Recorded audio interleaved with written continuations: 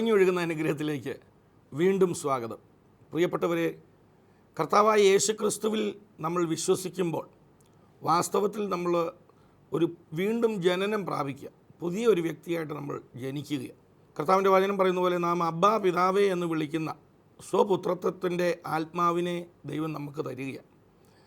അപ്പോൾ യേശുവിൽ വിശ്വസിക്കുന്ന ഒരു വ്യക്തി ഒരു ദൈവ ആയിത്തീരുമ്പോൾ തനിക്ക് ഒരുപാട് നന്മകൾ, അവകാശങ്ങൾ, അനുഗ്രഹങ്ങൾ ദൈവം വാഗ്ദത്തം ചെയ്തിട്ടുണ്ട്. അതൊക്കെയും നമ്മുടെ ഒരു ജന്മാവകാശമായിട്ടാണ് ലഭിക്കുന്നത്. അല്ലാതെ നമ്മൾ ചെയ്യുന്ന നല്ല പ്രവൃത്തി കൊണ്ടോ, നല്ല രീതിയിൽ മനുഷ്യരോട് പെരുമാറുന്നത് കൊണ്ടോ, നല്ല വാക്കുകൾ പറയുന്നത് കൊണ്ടോ, നമ്മുടെ നല്ല പ്രവൃത്തികൾ കൊണ്ടോ ഒന്നുമല്ല ഈ കാര്യങ്ങൾ നടക്കുന്നത്. ദൈവം നമുക്ക് ജന്മാവകാശമായി തരുന്ന നന്മകളാണിതെല്ലാം. ഈ അധികാരം, ഈ നന്മകൾ, ഈ അനുഗ്രഹങ്ങൾ എല്ലാം ദൈവം തരികയാണ്. ആ അവകാശത്തിലേക്ക്, ഒരു ഭവനത്തിലേക്ക് നമ്മൾ കടന്നു ചെല്ലുക. ഒരു പൈതലായിട്ട് ഒരു വീട്ടിൽ പിറക്കുമ്പോൾ രാജകുടുംബത്തിൽ പിറക്കുന്ന കുഞ്ഞ് രാജകുമാരൻ എന്ന് വിളിക്കപ്പെടുന്നത് പോലെ ദൈവത്തിൻ്റെ ഭവനത്തിലെ അംഗങ്ങളായിട്ട്, മക്കളായിട്ട് നമ്മൾ ഓരോരുത്തരും പിറന്നു വീഴുകയാണ്. അതിനുള്ള ഉപാധിയാണ് വാസ്തവത്തിൽ യേശുക്രിസ്തു. യേശുവിനെ ഹൃദയം കൊണ്ട് വിശ്വസിച്ചുകൊണ്ട് ആ നാമത്തെ വായ കൊണ്ട് ഏറ്റു പറയുമ്പോൾ, യേശുവേ അങ്ങ് എൻ്റെ കർത്താവാകുന്നു എന്ന് നമ്മൾ വിളിച്ചു പറയുമ്പോൾ വാസ്തവത്തിൽ വലിയൊരു അത്ഭുതമാണ് നടക്കുന്നത്. കൊലോസ്യ ലേഖനത്തിൽ പറയുന്നത് പോലെ ഇരുട്ടിൻ്റെ അധികാരത്തിൽ നിന്ന് തൻ്റെ സ്വന്തം പുത്രൻ്റെ രാജ്യത്തിലേക്ക് നമ്മൾ പ്രവേശിക്കുകയാണ്, ആ ഭവനത്തിലേക്ക് നമ്മൾ മാറുകയാണ്. അതുപോലെ ഒരു അനുഭവമാണ് നമുക്കുണ്ടാകുന്നത്. അതിനെക്കുറിച്ച് കർത്താവിൻ്റെ ദാസൻ തോമസ് കുട്ടി ബ്രദർ തിരുവനന്തപുരത്ത് നടന്ന ഒരു മീറ്റിങ്ങിൽ വെച്ച് വളരെ മനോഹരമായിട്ട് വിശദീകരിച്ച് പറയുന്നുണ്ട്. നമുക്ക് ആ സന്ദേശം ഒന്ന് കേൾക്കാം. മക്കൾക്ക് മാത്രം ലഭിക്കുന്നതാണ് ജന്മ അവകാശം. ഉറക്കെ പറഞ്ഞാട്ടെ, ജന്മ അവകാശം. അത് ജന്മം കൊണ്ട് മാത്രമേ കിട്ടത്തുള്ളൂ. അങ്ങനെ ജന്മ അവകാശമായി ലഭിക്കുന്ന രണ്ട് കാര്യങ്ങളെക്കുറിച്ചാണ് ഞാനിവിടെ സംസാരിക്കാൻ പോകുന്നത്. മക്കളെങ്കിലോ നാം അവകാശികളാണ്. അടുത്തിരിക്കുന്ന ആൾ പറഞ്ഞാട്ടെ, അധ്വാനിച്ചാൽ അവകാശം കിട്ടില്ല. യജമാനനെ മണിയടിച്ചാലും കിട്ടത്തില്ല, ജനിച്ചാലേ കിട്ടത്തുള്ളൂ. ചേർന്നൊരു ഹല്ലേലൂയ പറഞ്ഞാട്ടെ. നമുക്ക് വായിക്കാം റോമാലേഖനം 8-ാം അധ്യായം. ഒന്ന് വേഗം എടുത്തേ. റോമാലേഖനം 8-ാം അധ്യായത്തിൻ്റെ 15, 16, 17 വാക്യങ്ങൾ വായിക്കപ്പെടുന്ന ശ്രദ്ധിക്കുക. നിങ്ങൾ പിന്നെയും ഭയപ്പെടേണ്ടതിന് ദാസ്യത്തിൻ്റെ ആത്മാവിനെ അല്ല, നാം അബ്ബാ പിതാവേ എന്ന് വിളിക്കുന്ന പുത്രത്വത്തിൻ ആത്മാവിനെ അത്രേ പ്രാപിച്ചത്. നാം ദൈവത്തിൻ്റെ മക്കളെന്ന ആത്മാവ് താനും നമ്മുടെ ആത്മാവോടുകൂടെ സാക്ഷ്യം പറയുന്നു. നാം മക്കളെങ്കിലോ അവകാശികളും ആകുന്നു. നാം മക്കളെങ്കിലോ അവകാശികളും ആകുന്നു. ചേർന്ന് കർത്താവിനെ സ്തുതിക്കാം. പഴയ നിയമത്തിലുള്ളവരെല്ലാം ദാസന്മാരായിരുന്നു. അവരാരായിരുന്നു? ദാസന്മാർ. അതുകൊണ്ടാണ് യേശു കർത്താവ് യോഹന്നാൻ്റെ സുവിശേഷം 15:15 മുതലുള്ള ഭാഗം വായിക്കുമ്പോൾ കർത്താവ് ഇങ്ങനെ പറയുന്നു, ഞാൻ നിങ്ങളെ ഇനി ദാസന്മാരെന്ന് വിളിക്കത്തില്ല. യജമാനൻ ചെയ്യുന്നത് എന്താണെന്ന് ദാസന്മാർക്ക് അറിയാൻ മേല. അതുകൊണ്ട് ഞാൻ നിങ്ങളെ ദാസന്മാരെന്ന് വിളിക്കത്തില്ല, നിങ്ങളെ ഞാൻ എൻ്റെ സ്നേഹിതന്മാരെന്നത്രേ വിളിക്കുന്നത്. ഹല്ലേലൂയ. എന്നാൽ മരിച്ചുയർത്ത കർത്താവ് പിന്നെ സ്നേഹിതനെന്നും അല്ല വിളിച്ചിരിക്കുന്നത്. ബന്ധം പിന്നെ മാറി. യേശുവിൻ്റെ പുനരുത്ഥാനത്താൽ നമുക്ക് വീണ്ടും ജനനം, കർത്താവിൻ്റെ മക്കളാക്കുകയാണ്. അവിടെ പറയുമ്പോൾ ഉയർത്തെഴുന്നേറ്റ കർത്താവ് മറിയോട് പറഞ്ഞു, നീ എൻ്റെ സഹോദരന്മാരുടെ അടുക്കൽ ചെല്ലണം. ആരുടെ അടുക്കല? സ്നേഹിതന്മാരല്ല, പിന്നെ ആരായി? സഹോദരന്മാരുടെ അടുക്കൽ ചെന്നിട്ട് ഇങ്ങനെ പറയണം, എൻ്റെ പിതാവും അവരുടെ പിതാവുമായവൻ്റെ അടുക്കൽ ഞാൻ കയറിപ്പോകുന്നു. നാം ദൈവത്തിൻ്റെ അവകാശികളും ക്രിസ്തുവിന് കൂട്ടവകാശികളും. അടുത്തിരിക്കുന്ന ആൾ പറഞ്ഞാട്ടെ, ദൈവം നമ്മുടെ പിതാവും. ഒന്ന് പറഞ്ഞാട്ടെ. യേശു നമ്മുടെ ജ്യേഷ്ഠ സഹോദരനും ആ സഹോദരൻ്റെ കൂട്ടവകാശികളായി ദൈവം നമ്മളെ മാറ്റിയതിനായി കരമടിച്ച് വായി തുറന്ന് കർത്താവിനെ സ്തുതിച്ചു. ശ്രദ്ധിക്കുക, രണ്ട് പദം. ഒന്ന് സ്വർഗം അഥവാ നിത്യജീവൻ, അത് അവകാശമായിട്ടേ കിട്ടത്തുള്ളൂ. എല്ലാവരും പറഞ്ഞ സ്വർഗം അവകാശമാണ്, ജന്മാവകാശമായിട്ടേ കിട്ടത്തുള്ളൂ, മക്കൾക്കേ കിട്ടത്തുള്ളൂ, അധ്വാനിച്ചാൽ കിട്ടത്തില്ല. രണ്ട് അനുഗ്രഹം. ഉറക്കെ പറഞ്ഞ അനുഗ്രഹം. ചേട്ടാ വിചാരം അനുഗ്രഹം എന്ന് പറഞ്ഞാൽ വലിയ വീട്, കാറ്, ബംഗ്ലാവ്. ഞാൻ പറഞ്ഞല്ലോ, എൻ്റെ വീട് ഒന്നിനും കുറവില്ലാത്തതായിരുന്നു, പക്ഷേ ശാപഭൂമ്പാരവുമായിരുന്നു. Praise the lord. ഹല്ലേലൂയ. അനുഗ്രഹം ഉള്ളിടത്ത് ഭൗതിക നന്മ വരും, പക്ഷേ ഭൗതിക നന്മ കൊണ്ട് അനുഗ്രഹം വരില്ല. അനുഗ്രഹം എന്ന് പറയുന്നത് ദൈവത്തിൻ്റെ ദാനമാണ്. അനുഗ്രഹം എന്ന പാക്കേജിനകത്ത് എന്തൊക്കെ ഉണ്ടെന്നറിയാമോ? രക്ഷയുടെ ഉറപ്പ്, സമാധാനം, നിത്യജീവൻ്റെ ഉറപ്പ്, ആരോഗ്യം, കുടുംബാനുഗ്രഹം, ആത്മീയ നിറവ്, എന്തെല്ലാം നന്മകൾ ഒന്നിച്ചു കൂട്ടി പറയാമോ അതെല്ലാം കൂടി ഒരു പാക്കേജാണ് അനുഗ്രഹം. ഉറക്കെ പറഞ്ഞ അനുഗ്രഹം. ചിലർക്ക് ഒത്തിരി ഉണ്ടെങ്കിലും അത് അനുഭവിക്കാൻ യോഗമില്ല. അത് അനുഗ്രഹമല്ല. ഹല്ലേലൂയ. അപ്പം അനുഗ്രഹവും അവകാശമാണ്. ഉറക്കെ പറഞ്ഞ അനുഗ്രഹവും എന്താണ്? ഒന്ന് പറഞ്ഞാട്ടെ. വീണ്ടും ജനിച്ച മക്കൾക്ക് യേശു ക്രിസ്തുവിനെ സ്വീകരിക്കുമ്പോൾ ഒരു വ്യക്തി എന്ത് ചെയ്യാണ്? പുതിയതായി ജനിക്കുകയാണ്. ആ ജനിക്കുന്ന മക്കൾക്കുള്ള അവകാശമാണ് സ്വർഗം. ഒന്ന് രണ്ട് പേരോട് പറഞ്ഞേ, പ്രാർത്ഥിച്ചാൽ സ്വർഗത്തിൽ പോകില്ല. പറഞ്ഞാട്ടെ, കൈ കൊടുത്ത് പറഞ്ഞാട്ടെ. നല്ല പ്രവൃത്തി ചെയ്താൽ സ്വർഗത്തിൽ പോകില്ല, അഴുക്ക് പ്രവൃത്തി ചെയ്താൽ ഒട്ടും പോകില്ല. Price the Lord. പറഞ്ഞാട്ടെ, സ്തോത്ര കാഴ്ച ഇട്ടാൽ സ്വർഗത്തിൽ പോകത്തില്ല. ഒന്ന് പറയുമോ? പറഞ്ഞാട്ടെ, സഭ പണിത് കൊടുത്താലും സ്വർഗത്തിൽ പോകില്ല. പാവങ്ങൾക്ക് നല്ലത് ചെയ്യണം, പക്ഷെ സ്വർഗത്തിൽ അതുകൊണ്ടൊന്നും പോകില്ല. Price the Lord. അധ്വാനം കൊണ്ട് കിട്ടുന്നതല്ല. അതാണ് നിങ്ങൾ വീണ്ടും ഭയപ്പെടേണ്ടതിന് ദാസ്യത്തിൻ്റെ ആത്മാവ്. എന്താണെന്നറിയോ? ദാസൻ എപ്പോഴും ഞാൻ കുറച്ചുകൂടെ എന്തെങ്കിലും ചെയ്താൽ കിട്ടും. അതാണ് ദാസ്യത്വം. എന്താണ് ദാസ്യത്വം? ചെയ്താൽ കിട്ടും. ദാസന്മാരും മക്കളും തമ്മിലുള്ള മാറ്റം ഞാൻ പറയാം. ദാസൻ്റെ ചിന്ത, ദാസൻ ആരാന്നറിയോ? രാവിലെ തൊട്ട് വൈകിട്ട് വരെ അധ്വാനിച്ചിട്ട് തൻ്റെ അധ്വാനത്തിൻ്റെ കൂലി വാങ്ങുന്നവൻ ദാസൻ. എൻ്റെ കൂടെ ഒന്ന് പറയാമോ? തൻ്റെ അധ്വാനത്തിൻ്റെ കൂലി വാങ്ങുന്നവൻ ദാസൻ. എനിക്ക് വിശ്വാസികളോടൊരു വലിയ ഒരു റിക്വസ്റ്റ് ഉണ്ട്. ദയവായി പ്രാർത്ഥന ഒരധ്വാനമാക്കരുത്, ഉപവാസം ഒരധ്വാനമാക്കരുത്. ദൈവത്തിൽ നിന്നെങ്കിലും കിട്ടാനുള്ള ജോലി നിങ്ങൾ ചെയ്യരുത്. അടുത്തിരിക്കുന്ന ആണ്ട് പറഞ്ഞാട്ടെ. നമ്മൾ ഇടയ്ക്കൊക്കെ പ്രാർത്ഥന അധ്വാനമാക്കിയിട്ടുണ്ടോ, ദാസ്യ മനോഭാവത്തിൽ പ്രാർത്ഥിച്ചിട്ടുണ്ടോ എന്ന് ഒറ്റ ചോദ്യം ചോദിക്കുമ്പം ഞാനും നിങ്ങളും പറയും നമുക്കത് പറ്റിയിട്ടുണ്ടെന്ന്. ചില കാര്യങ്ങൾക്ക് പ്രാർത്ഥിച്ചു, എന്നാലും ഞാൻ ഇത്രയും പ്രാർത്ഥിച്ചു, ഇതുവരെ വിടുതലായില്ല. അങ്ങനെ പറഞ്ഞിട്ടുള്ളവരൊന്ന് കൈ ഉയർത്തിപ്പിടിച്ച്. ഞാനും ഇടയ്ക്ക് പറഞ്ഞിട്ടുണ്ട്. ഞാൻ ഇത്രയും പ്രാർത്ഥിച്ചു എന്ന് പറയുമ്പോൾ എൻ്റെ പ്രാർത്ഥനയെ ഞാനൊരു അധ്വാനമാക്കി. ആമേൻ, സ്തോത്രം. ദാസ്യ മനോഭാവമാണത്. എന്നാൽ മക്കളുടെ ദാസനാരാ? രാവിലെ തൊട്ട് വൈകിട്ട് വരെ താൻ അധ്വാനിച്ചിട്ട് താൻ്റെ അധ്വാനം കൊണ്ട് കൂലി വാങ്ങുന്നവൻ ദാസൻ. മക്കളാരാ? നിങ്ങളുടെ വീട്ടിലെ മക്കളെ നോക്കി, രാവിലെ തൊട്ട് വൈകിട്ട് വരെ വീഡിയോ ഗെയിമും കളിച്ച് അവിടെയും കിടന്നുറങ്ങി ഇവിടെയും കിടന്നുറങ്ങിയിട്ട് അപ്പനും അമ്മയും ഉണ്ടാക്കി വെച്ചിരിക്കുന്ന മുഴുവൻ എടുത്ത് തിന്നുന്നവൻ മകൻ. ഒന്ന് കൈകൊടുത്ത് പറഞ്ഞേ, അപ്പനും അമ്മയും അധ്വാനിച്ചത് വെറുതെ അനുഭവിക്കുന്നവർ മക്കൾ. പറഞ്ഞാട്ടെ. അതുകൊണ്ട് സഭ ദാസ്യ ആത്മാവിൽ നിന്ന് പുത്രത്വത്തിൻ്റെ ഒരു സ്പിരിറ്റിലേക്ക്, ചിന്താഗതിയിലേക്ക് വരട്ടെ എന്ന് ഞാൻ ഓർപ്പിക്കുകയാണ്. ഒന്ന് രണ്ട് പേരോട് പറയുക, പ്രാർത്ഥന ഒരു അധ്വാനമാക്കരുത്. അതുകൊണ്ടാണ് യേശു പറയുന്നത്, അന്നത്തെ കാലത്തെ വിജാതിയർ പ്രാർത്ഥന ഒരു കർമ്മമാർഗമാക്കിയിരുന്നു. അവർ ഒരേ പ്രാർത്ഥന വീണ്ടും വീണ്ടും എന്ത് ചെയ്യുമായിരുന്നു? ആവർത്തിച്ച് അവർ കൂടുതൽ അധ്വാനിക്കുകയാണ്. ഉടനെ കർത്താവ് പറഞ്ഞു, നിങ്ങൾ അവർ ചെയ്യുന്നത് പോലെ നിങ്ങളാകരുത്, നിങ്ങൾ മക്കളാ. ആമേൻ. നിങ്ങൾ പ്രാർത്ഥിക്കുമ്പോൾ നിങ്ങളുടെ പ്രാർത്ഥന വീണ്ടും വീണ്ടും ആവർത്തിച്ച് ചൊല്ലി നിങ്ങൾ പ്രാർത്ഥിക്കരുത്. കർത്താവ് പറഞ്ഞു, അവർ വിചാരിക്കുന്നത് എൻ്റെ ഈ പരിശ്രമം കൊണ്ട് കിട്ടുമെന്നാണല്ലോ.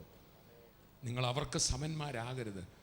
നിങ്ങളുടെ സ്വർഗസ്ഥനായ പിതാവ്, ഉറക്കെ പറ, പിതാവ് പറ, പപ്പ, ഉറക്കെ പറഞ്ഞാട്ടെ, അറിയുന്നു നിങ്ങളുടെ ആവശ്യം എന്നതെന്ന്.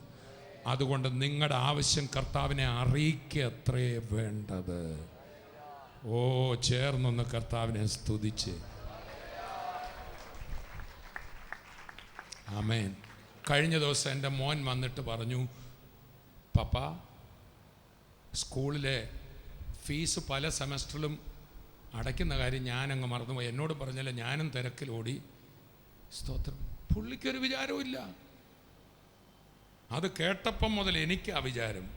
അതോ എൻ്റെ മുമ്പിൽ വന്ന് 100 തവണ പറയടാ എന്നാ തരാം എന്ന് ഞാൻ പറയുമോ? പുള്ളിക്ക് പിന്നെയും വിചാരമില്ല. പിന്നെ ഞാൻ അവരെ വിടുന്നു, ഇവരെ വിടുന്നു, സ്കൂളിൽ കൊണ്ട് അടപ്പിക്കുന്നു. അദ്ദേഹം കണ്ട് കൂളായിട്ട് നടക്കുന്നു. ഒന്ന് രണ്ട് പേർ പറഞ്ഞ മക്കൾ കൂളായിട്ട് നടക്കും. ആ മതപരമായ ഭാരം ചുമക്കൽ ഇന്നുകൊണ്ടൊന്ന് അവസാനിപ്പിച്ച് എനിക്കൊരു പപ്പായ ഉണ്ട്. അബ്രഹാമും ഇസഹാക്കും യാക്കോബും ദൈവമേ എന്ന് വിളിച്ചവൻ എൻ്റെ ഡാഡിയാണ്. ഈശ്വരാന്ന് വിളിച്ചവൻ എൻ്റെ ഡാഡിയാ. നമ്മുടെ കർത്താവാണ് ഈ ലോകത്തിൽ വന്ന് ദൈവത്തെ ആദ്യം പിതാവേ എന്ന് വിളിച്ചത്. അതുകൊണ്ടാണ് യഹൂദന്മാർക്ക് ഒട്ടും ഇഷ്ടപ്പെട്ടില്ല. ഇവനാണ്ട് ദൈവത്തെ കയറി പിതാവേ എന്ന് വിളിച്ച് ദൈവത്തിൻ്റെ ഒപ്പമാകുന്നു.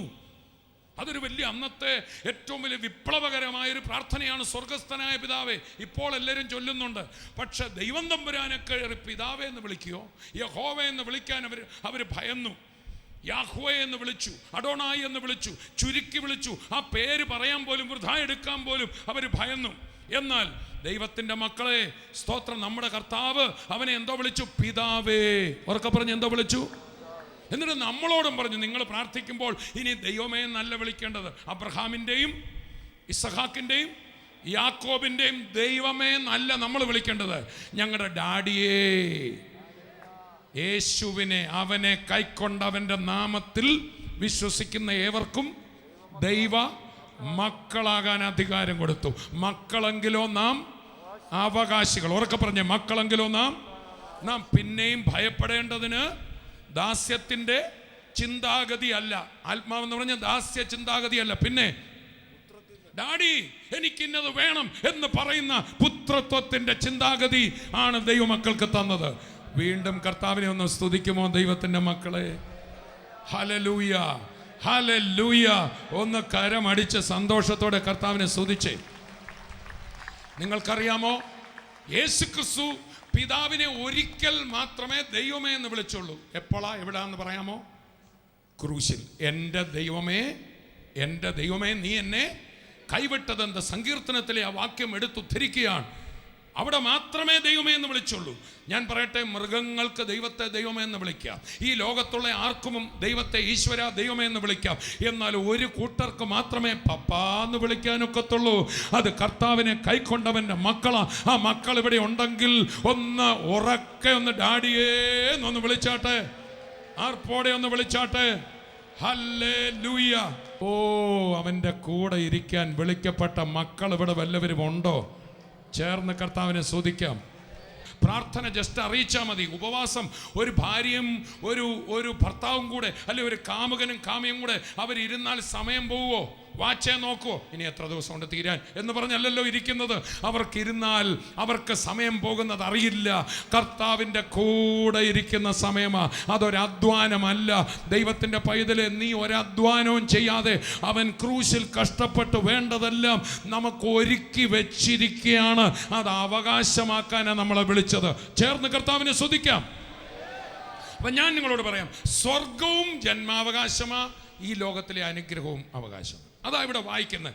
1 പത്രോസ് 1 നിന്നാണ് നമ്മൾ വായിക്കുന്നത്.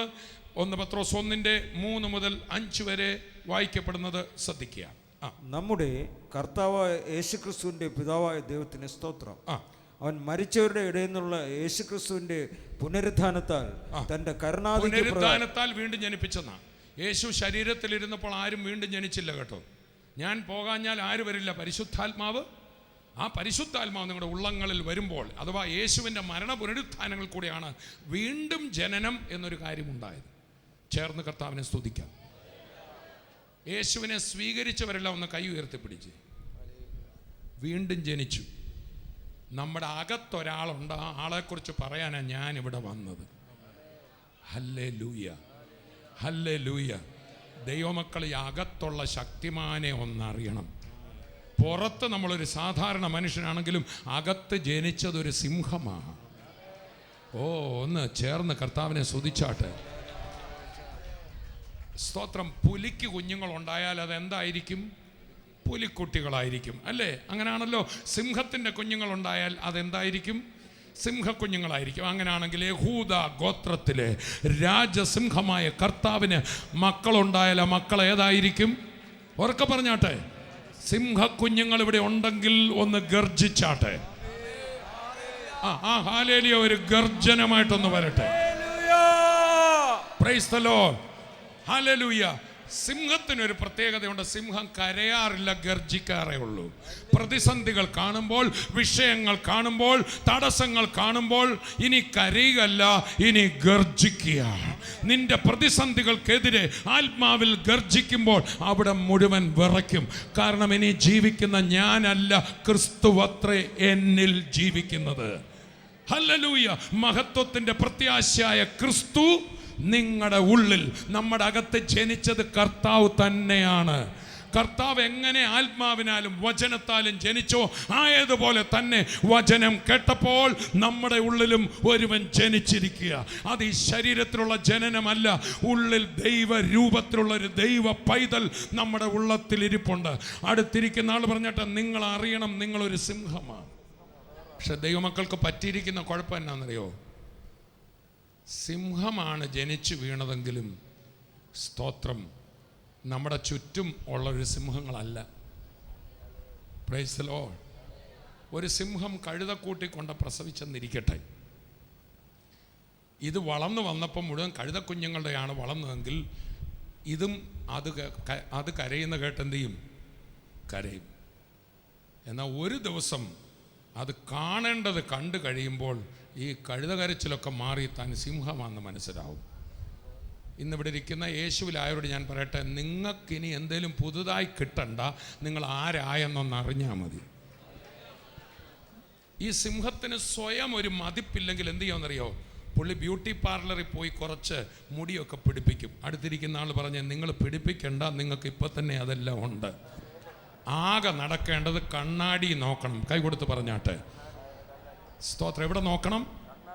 അതാണ് ഇന്ന് ഇവിടെ വരുന്നതിന് മുമ്പ് എല്ലാവരും നോക്കിയ ഒരു സ്ഥലമാണ് ഏത്? കണ്ണാടി. നോക്കിയവരെല്ലാം ഒന്ന് കൈ ഉയർത്തി പിടിച്ചേ. അയ്യോ സുന്ദരി സുന്ദരന്മാർ, ആ ബാക്കിയുള്ളതും കൂടെ ഒന്ന് റെഡിയാക്കിയിട്ടല്ലേ ഇവിടെ വന്നത്. എന്നാൽ പ്രിയപ്പെട്ടവർ, ഡെയിലി കണ്ണാടി നോക്കണം. ഈ മുഖരൂപം ഈ ലോകത്തിൻ്റെ കണ്ണാടി പറയുമെങ്കിൽ നിന്റെ അകത്ത് ജനിച്ചവൻ്റെ രൂപം കാണുന്നൊരു കണ്ണാടിയുണ്ട്. യാക്കോബിൻ്റെ ലേഖനം 1-ാം അധ്യായം പറയുന്നു, ഈ ലോകത്തിൻ്റെ കണ്ണാടിയിൽ നോക്കുന്നവൻ തൻ്റെ രൂപം ഇങ്ങനെ ഇരുന്നു എന്ന് കുറച്ച് നാൾ കഴിയുമ്പോൾ മറന്നു പോകും, കുറച്ച് നേരം കഴിയുമ്പോൾ മറന്നു പോകും. എന്നാൽ ദൈവവചനമാകുന്ന കണ്ണാടിയിൽ ഉറ്റു നോക്കണം. നിന്റെ അകത്തുള്ളവനെ കാണണോ? ഇതിനകത്തും നോക്കണം. ബൈബിള് കൊണ്ടുവന്നവരൊക്കെ ഒന്ന് ഉയർത്തിപ്പിടിച്ച് ഇങ്ങനെ ഒന്ന് പറഞ്ഞാട്ടെ, വചനം എന്നെക്കുറിച്ച് എന്ത് പറയുന്നു അതാണ് ഞാൻ. ഒന്നുറക്കെ പറഞ്ഞാട്ടെ. ആണോ? ആണോ? നാട്ടുകാരെന്നെക്കുറിച്ച് പറയുന്നതല്ല ഞാൻ. ഒന്ന് പറഞ്ഞാട്ടെ, ഉറക്കെ പറ, വായി തുറന്ന് പറഞ്ഞേ. ഈ വചനം എന്നെക്കുറിച്ച് എന്ത് പറയുന്നു അതാണ് ഞാൻ. എത്ര പേർക്ക് ആഗ്രഹമുണ്ട് ഇന്നത്തെ നാളത്തെയും പ്രാർത്ഥനയിലൂടെ എന്തെങ്കിലും പുതുതായി കിട്ടിയാൽ കൊള്ളാവുന്ന? അവരുടെ കരം ഒന്ന് ഉയർത്തിപ്പിടിച്ചേ. ഞാൻ നിങ്ങളെ നിരാശപ്പെടുത്താൻ പോകുന്നു, പുതുതായിട്ടൊന്നും കിട്ടത്തില്ല. ഓൾറെഡി വീണ്ടും ജനിച്ചപ്പോൾ അകത്തുള്ളത് കണ്ണാടി പിടിച്ച് കാണിച്ചു തരാൻ പോകുകയാണ്. നിങ്ങളൊരു സിംഹമാണെന്ന് തിരിച്ചറിയാൻ പോകുകയാണ്. ഒരു കഴുതയെപ്പോലെ കരയാനല്ല, സിംഹത്തെ പോലെ ഗർജിക്കാൻ. പ്രതിസന്ധികൾ കാണുമ്പോൾ അയ്യോ പൊത്തോയെ പാസ്റ്ററെ പ്രാർത്ഥിച്ചോണേ, എനിക്ക് വേണ്ടി പ്രാർത്ഥിച്ചോണേ എന്ന് പറഞ്ഞ് ഓടുകയല്ല, എന്ന് വെക്കുമ്പോൾ, ആത്മാവിൽ എഴുന്നേൽക്കുമ്പോൾ നിന്റെ മുമ്പിൽ നിന്ന പ്രതിസന്ധികൾ നിന്റെ മുമ്പിൽ മുട്ടുമടക്കുന്നത് നീ കാണാൻ പോകുകയാണ്. നിന്റെ അകത്തുള്ളവനെ നീ തിരിച്ചറിയണം. വായി തുറന്ന് ഉള്ളം തുറന്ന് കർത്താവിനെ സ്തുതിച്ചാട്ടെ.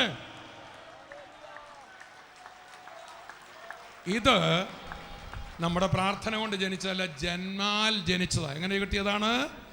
ജന്മം കൊണ്ട് കിട്ടിയതാണ്. ഒന്നുകൂടെ വായിച്ചാട്ടെ, വായിച്ചങ്ങ് അവസാനിപ്പിക്കാം.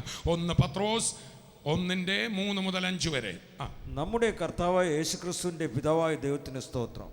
അവൻ മരിച്ചവരുടെ ഇടയിൽ നിന്നുള്ള യേശുക്രിസ്തുവിന്റെ പുനരുത്ഥാനത്താൽ തന്റെ കരുണാധിക്യ പ്രകാരം നമ്മെ ജീവനുള്ള പ്രത്യാശയ്ക്കായി അന്ത്യകാലത്തിൽ വെളിപ്പെടാൻ ഒരുങ്ങിയിരിക്കുന്നതും രക്ഷയ്ക്ക് വിശ്വാസത്താൽ ദൈവശക്തിയാൽ കാക്കപ്പെടുന്ന നിങ്ങൾക്ക് വേണ്ടി സ്വർഗത്തിൽ സൂക്ഷിച്ചിരിക്കുന്നു. എവിടെയുള്ളത്? സ്വർഗത്തിൽ സൂക്ഷിച്ചിരിക്കുന്നതും ക്ഷയം, മാലിന്യം, വാട്ടം എന്നിവ ഇല്ലാത്തതുമായ അവകാശത്തിനായി തന്നെ വീണ്ടും ജനിപ്പിച്ചിരിക്കുന്നു. അടുത്തിരിക്കുന്ന ആൾ പറ, സ്വർഗം മക്കൾക്കുള്ളതാണ്. അളവു നൂൽ എനിക്ക് മനോഹര ദേശത്ത് വീണിരിക്കുന്നു, അതേ എനിക്ക് നല്ലൊരു അവകാശം. ഉറക്കെ പറഞ്ഞേ, സ്വർഗം കൂലി കൊടുത്ത് കിട്ടത്തില്ല. ഒന്ന് പറഞ്ഞേ, സ്വർഗം നന്മ പ്രവർത്തികളാൽ കിട്ടത്തില്ല, സ്വർഗം പൈസ കൊടുത്താൽ കിട്ടത്തില്ല. വീട്ടിൽ ജനിച്ച മക്കൾക്കുള്ള അവകാശമാണ്. ആർപ്പോടെ നമുക്ക് കർത്താവിനെ സ്തുതിക്കാം.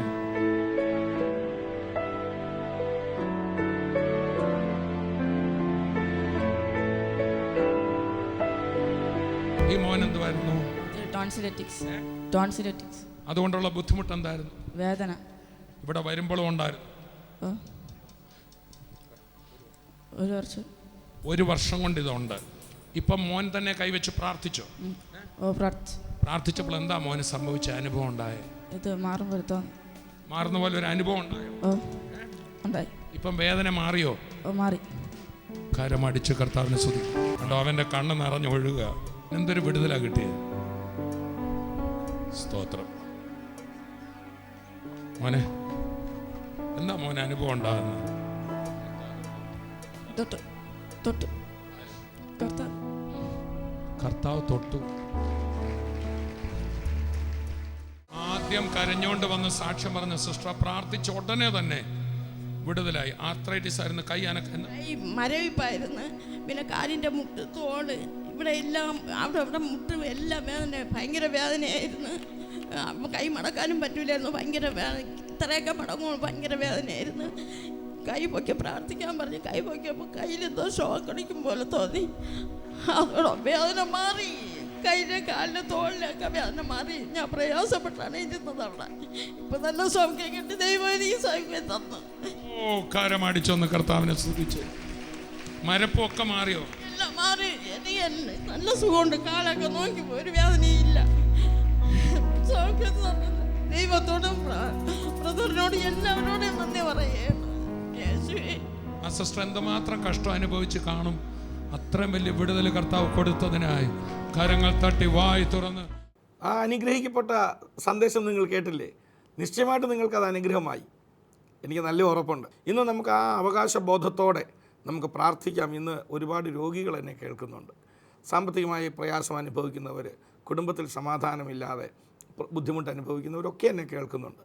ഞാൻ നിങ്ങൾക്ക് വേണ്ടി ഒന്ന് പ്രാർത്ഥിക്കാൻ പോവുക. ഇന്ന് നമുക്ക് അവകാശബോധത്തോടെ കർത്താവ് നമുക്ക് വേണ്ടി ഒരുക്കിയിരിക്കുന്ന ആ നന്മകളെ ഒന്ന് പിടിച്ചെടുക്കാം. നമുക്ക് കണ്ണുകളെ ഒന്ന് അടയ്ക്കാം, പ്രാർത്ഥിക്കാം. പിതാവേ, ഞങ്ങൾ അങ്ങയെ സ്തുതിക്കുന്നു. യേശുക്രിസ്തുവിൻ്റെ നാമത്തിൽ ഞങ്ങൾ ഒരു മനസ്സോടെ പ്രാർത്ഥിക്കുന്നു. കർത്താവെ, മക്കളെങ്കിലോ നിങ്ങൾ അവകാശികളുമാകുന്നു എന്ന് അങ്ങയുടെ വചനം പറയുന്നു. കർത്താവ്, ഞങ്ങൾ ആ അവകാശബോധത്തോടെ പിതാവ് ഞങ്ങൾക്ക് വേണ്ടി ഒരുക്കിയിരിക്കുന്ന സകല നന്മകളും ഞങ്ങൾ ചോദിക്കുക. ഇന്ന് ഒരുപാട് രോഗികൾ എന്നെ കേൾക്കുന്നുണ്ട്. കർത്താവെ, എല്ലാവർക്കും വേണ്ടി ഞങ്ങൾ പ്രാർത്ഥിക്കുന്നു. എല്ലാ രോഗബന്ധനങ്ങളും അഴിയട്ടെ. ഇപ്പോൾ തന്നെ ആ തലച്ചോറിനകത്തെ ട്യൂമർ യേശുവിൻ്റെ നാമത്തിൽ അപ്രത്യക്ഷമായി പോകുവാൻ ഞാൻ കൽപ്പിക്കുകയാണ്. ട്യൂമർ മൂലം വലിയ വേദന അനുഭവിക്കുന്ന, തലവേദന അനുഭവിക്കുന്ന ആ വ്യക്തിക്ക് വേണ്ടി ഞാൻ പ്രാർത്ഥിക്കുന്നു. കർത്താവെ, ഇപ്പോൾ തന്നെ ആ വേദന മാറിപ്പോകട്ടെ. ഈ നിമിഷം തന്നെ ട്യൂമർ അപ്രത്യക്ഷമായി പോകട്ടെ. കർത്താവെ, അതുപോലെ തന്നെ സന്ധിവാതം മൂലം പ്രയാസം അനുഭവിക്കുന്ന കൈകാലുകൾ ഒക്കെ മടക്കുവാനും കൈകാലുകൾ വിരലുകളൊക്കെ നിവർക്കുവാനും ഒക്കെ പ്രയാസം അനുഭവിക്കുന്ന വ്യക്തികൾ എന്നെ കേൾക്കുന്നു.